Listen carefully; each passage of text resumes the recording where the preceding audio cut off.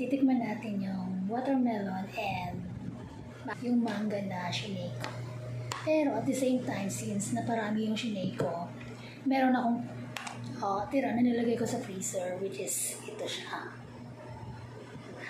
Tira ko siya kasi sobrang dami ng, ang tigas. Ayan o, ang tigas niya hindi siya malambot. Yes, ang lamig.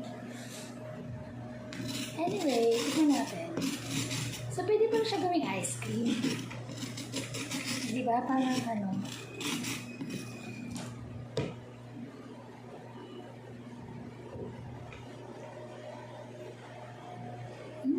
naman. Lasa yung manga. Yan ang lang siya. Hindi lang siya yung ganun ka-soft. Anyway, pwede na to. Sarap. Pwede siya. Sobrang tigas nga.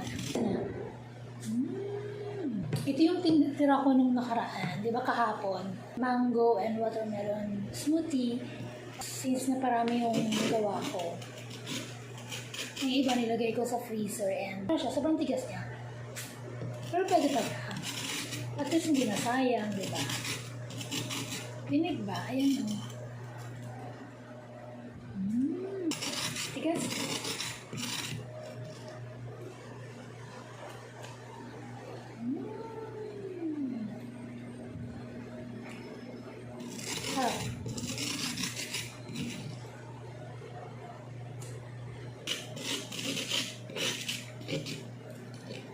Parang kumakain ng yelo.